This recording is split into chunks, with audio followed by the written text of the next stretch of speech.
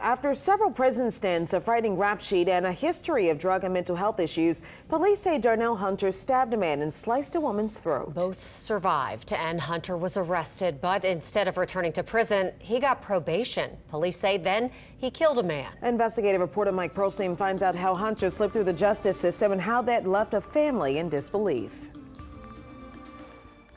Hearing that, that's heartbreaking.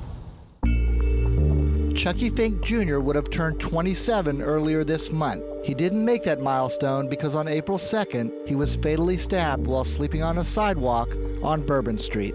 And it broke my heart to no end. I could not believe that.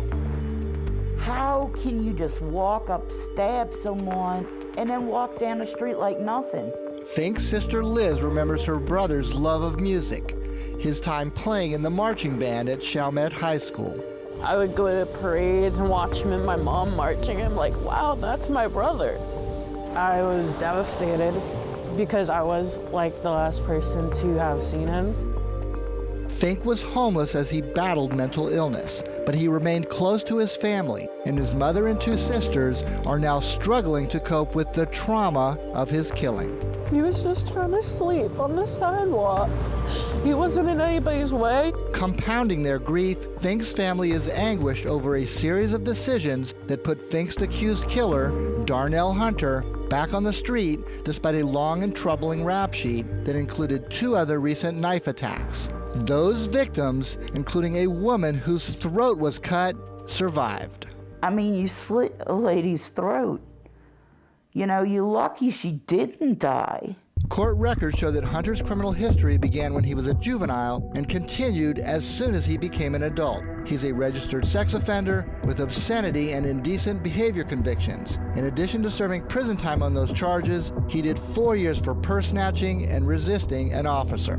In 2010, a Jefferson Parish judge said he regretted that juvenile law prohibited him from locking up Hunter for 20 years. In one chilling line from the court transcript, the judge stated, "This kid scares me." This is an offender with violent sex crimes, domestic abuse, armed robbery, firearms, drug possession. Rafael Goyeneche of the Metropolitan Crime Commission said that while Hunter's criminal history is disturbing, the breaks he got from the criminal justice system are even more alarming. If the prosecutor doesn't hold these people accountable and doesn't use the law to remove violent and repeat offenders, there are going to be more Darnell Hunter horror stories. Hunter's crimes escalated over the past 2 years, and so did leniency by the New Orleans District Attorney's Office.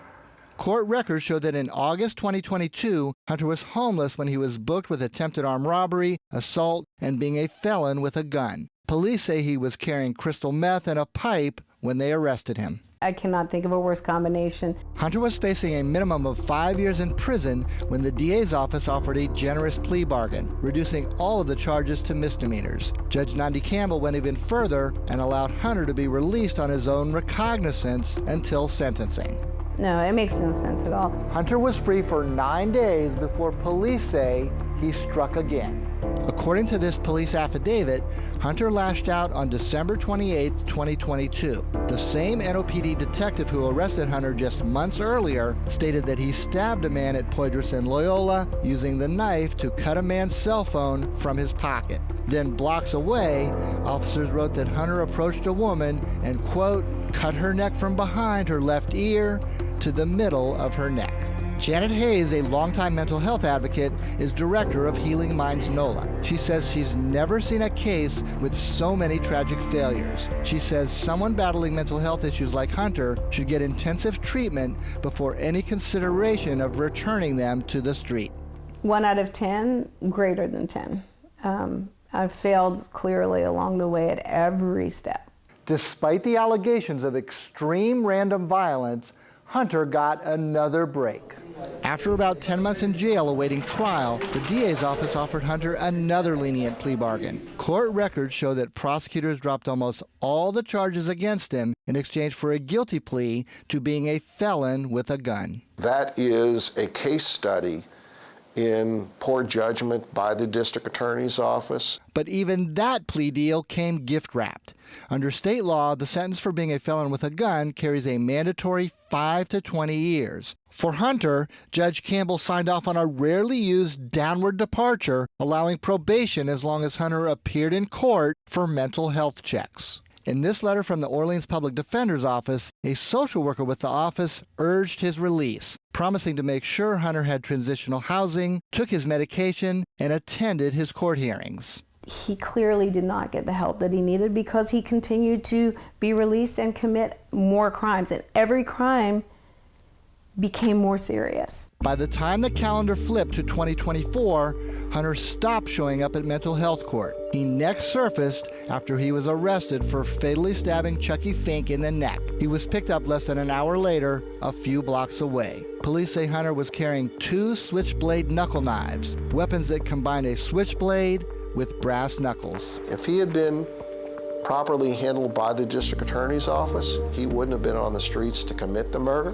When you have an outcome like this, you begin to foster some resentment between police and prosecutors. Hayes says this case is a tragedy for everyone, even Darnell Hunter, who now faces a mandatory life sentence if convicted of second-degree murder.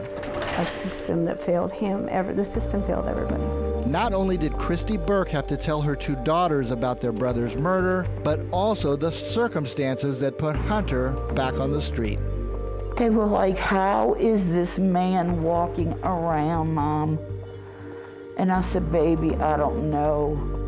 Mike Perlstein, WWL, Louisiana. Judge Campbell said she can't speak about the case, but it did lead to new procedures in her courtroom to limit off-the-record input from social workers. The DA's office and the public defender's office have not responded to requests for comment. As for Hunter, he's being held on a bail of more than $500,000.